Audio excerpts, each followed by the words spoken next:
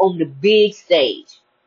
While we get to protest and speak our minds, which we should be, are we helping that little girl and little boy on the inside heal? Because at the end of the day, you still got to live with you. That's your true shadow.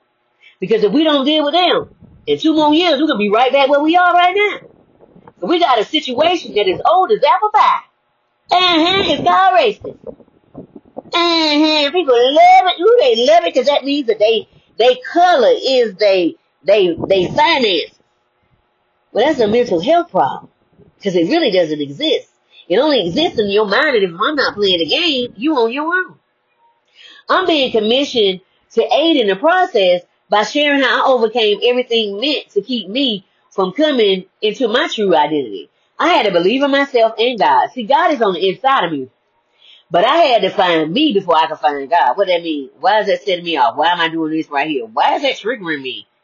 That shouldn't bother me like that. Why is that bothering me right there, what she just said? Why is that bothering me what he just said? It was simple. So why am I sitting up here ready to fight?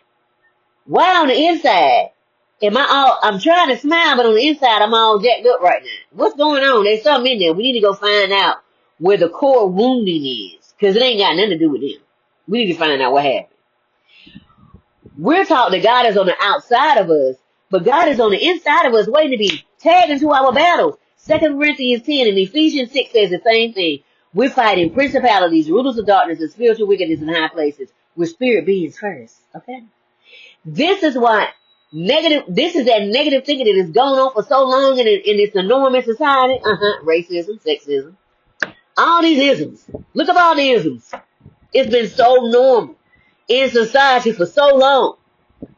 Why? Let's talk about it.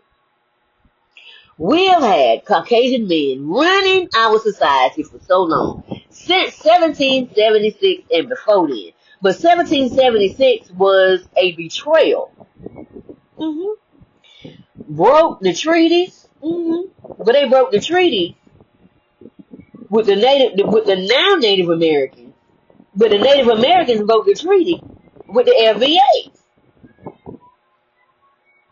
Yeah, we all had treaties. We had a treaty with them that we would take their place, and they would make sure that we were good because they had less people than us, and we said we was hanging together. And we said we got your back. Well, they sailed us up the river.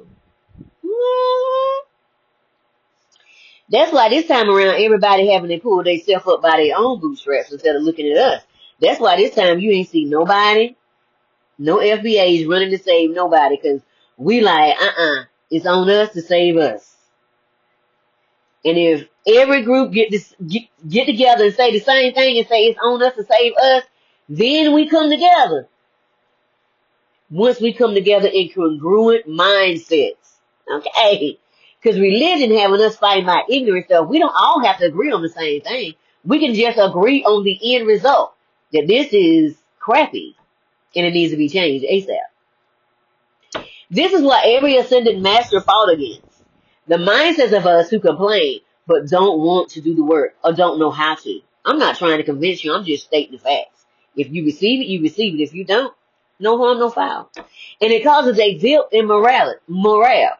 Because most don't know how to get out because it's ancestral and generational. You think that anger that you got on the inside of you is just, no, it's ancestral. It was passed down. Because nobody was strong enough to stand up and say, I'm going to end this. So to get out of it requires one to get uncomfortable and get past the plateau of complacency or complicitness. Oh, this is how we've always done it. I don't know how to do it. I've never had a fight. Well, today you will need to watch somebody box so you can figure it out. When are we going to respect each other? Yes, we know the FBAs was here first. We got all documentations. We got it all. Okay. We also know that everyone's life is important. At the same time, if people are not willing to fight for themselves, no one will do the work for you. What are we doing? What are you willing to bring to life? Remember, if it hurts people, you're not dealing with the people anymore. You're dealing with God. God said build anything you want. No, it's not hurting people and yourself. What do you really believe? It's time to operate in it now. You can change the world with one thing that you do that lights up. Okay. Fight for your dream while hurting none. We've learned a lot in the last few weeks. Do what is right for you. No one lives your life but you, and no one knows but you. Be sovereign and not controlled. Think for yourself. And if you protect those that can't or don't know how to protect themselves, do what you need to do. Bring your dream to life no matter what you see in front of you. May the force be with you as you go. And may the power of God be in your heart as you move and you stay in love. There are some freebies and a link from my podcast, from the podcast with the women leveling up in May. Magazines I was covered in September, October, December, and January. Look in the description below and find the things that truly light you up and leave everything else behind. Because if you don't like it, leave it behind. No commentary, just leave it behind.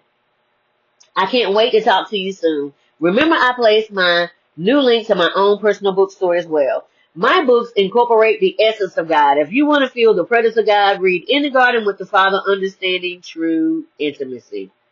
Let's talk about it. Let's read an excerpt. Let's read an excerpt from the book, like I always do. Okay. Let's read. Let's read. Page 101. When I say trust me, there's a reason for it.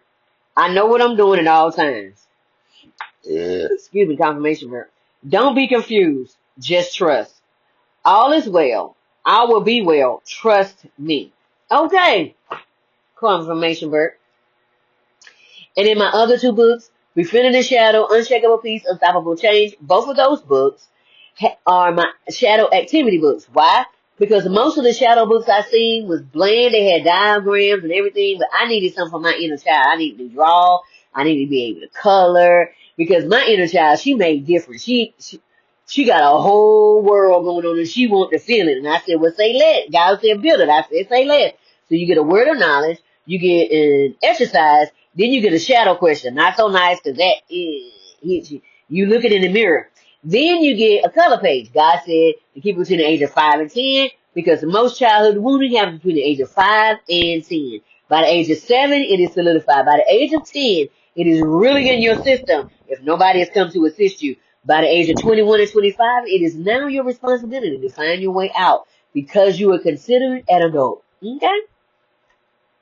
Because I'm pretty sure somebody was trying to assist, but if they were not, don't beat them up. Sometimes our parents do the best thing that they can do with what they have. Sometimes they think the only thing they got to do is put a roof on your head and make sure there's food in the house. And they forget about the love and the care and emotional safety. They forget all about that. But that's okay. They didn't have it. So how can they give it to you? People can only give you what they have. And then you have 4 pages.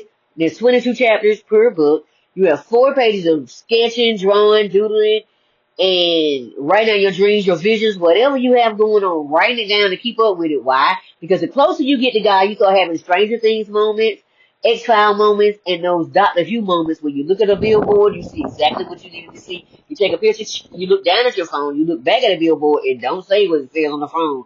And if you try to explain to people, they say, no, you made that yourself. And it's like, no, I didn't. Never mind, because people don't believe it until they see it. And we're in a situation with God. God says, believe it before you see it, and then I show up. Okay? And then you'll see a truck or a van pass by. It has the words you need. You take a picture. You look back. It ain't the same thing. You look at your email. The subject line of the email is exactly what you needed to hear. Or you'll cut on YouTube or iHeartRadio or just a radio, period. And when you cut it on, the first song is exactly what you need to hear. Or there'll be a commercial that comes on first. And you're like, but mine, I don't have commercials. I pay to be commercial free, so what am I receiving a commercial? Then I hear, wait. And then I hear the end of the commercial has a whole sentence what I needed to hear. And I'm like, got it, write it down, put it in my journal. Just simple things like that. When you release control, God shows up in so many different ways. When you have control, you don't allow God to freely show you who God really is. God is the God of the universe. He can use any path he wants to use, but you're saying it only can come this way, and you're blocking your abundance. Just let go and fly free. Fly freely. Let your freak flag show. Okay. All right. And then don't forget about my other two books. They're already on the New York Times bestseller list. Influence and Impact with Chris Voss. Mindset Matters with Jack Canfield.